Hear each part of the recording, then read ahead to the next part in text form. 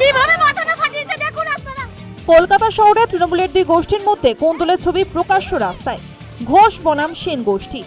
2 নম্বর ওয়ার্ডের চিত্তরঞ্জন পার্ক রাত হলেই নেশার আতুর ঘরে পরিণত হয়ে যায়, এমনটাই অভিযোগ স্থানীয় বাসিন্দাদের।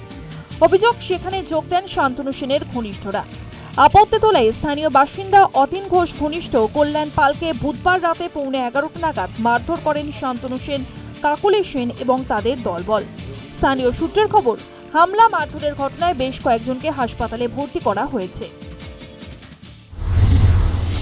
শান্তনু সেন, কাকুলি সেন আর ওইখানে কটা ছেলে মিলে গিয়ে ওপাশ পেছন দিক দিয়ে গিয়ে ওই কল্যাণ বলে ছেলেটাকে ডেকে নিয়ে এসে তোমার এমন মার মেরেছে সেন্স দিয়েছে, রাস্তায় পড়ে আছে। তখন পাড়ার সব লোক খেপে গেছে। তখন আর পার্টি যে তৃণমূল করে, যে বিজেপি করে, যে সব ধরনের কালারের পার্টি পুরো গয়ে হয়ে গেছে। অভিযোগ, এক বৃদ্ধাকে চড় মারেন কাউন্সিলর কাকুলি সেন। আহত কল্যাণ পাল, বৃদ্ধা তৃপ্তি সাঁতরা স্থানীয় থানায় অভিযোগ জানান। আমাকে কালকে রাত্রিরে ডক্টর সেন, আমি তখন বাড়ি ঢুকছিলাম, বাড়ি থেকে বার করে ডক্টর সেন, শান্তনু সেন আর কাকুলি সেন মিলে আমাকে মেরেছে। মেরে এবং মোবাইল আমার ভেঙে দিয়েছে। এই অবস্থা ফেলে লাঠি মেরেছে।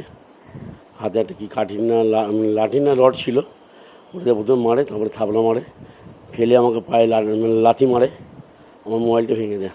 ফোনে ওকে মারছে। আমি কি হচ্ছে, আমি তাকিয়েই রয়েছে এইখানটা।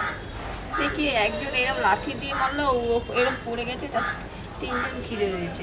পুলিশ একটু এগিয়ে এলো। আমি জিজ্ঞেস করছি, দিদি কী হয়েছে ওখানে?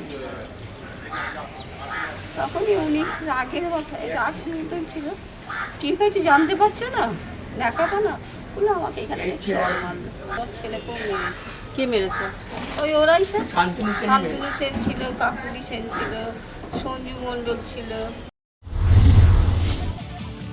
পাল্টা বিধায়ক অতীন ঘোষের অনুগামী সহ বেশ কয়েকজনের বিরুদ্ধে সিটি থানায় মারধরের অভিযোগ দায়ের করেন কাউন্সিলর কাকুলি সেন ও শান্তনু সেন।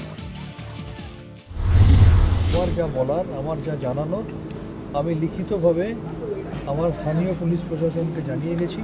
এর বাইরে আমি একটা কথা বলছি। আরজিকর কাণ্ডে মুখ খোলার পর থেকেই বিষকন্যার বিষ নজরে শান্তনু, বললেন অধীর চৌধুরী। শান্তনুবাবু আরজিকর কাণ্ড নিয়ে সত্য কয়েকটা কথা বলার চেষ্টা করেছিলেন।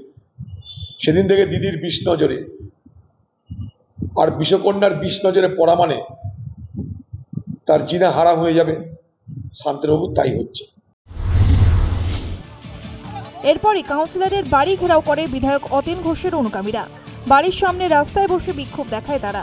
ব্যাপক উত্তেজনা ছড়ায়। পরিস্থিতি সামাল দিতে ঘটনাস্থলে আসে বিশাল পুলিশ বাহিনী। News time.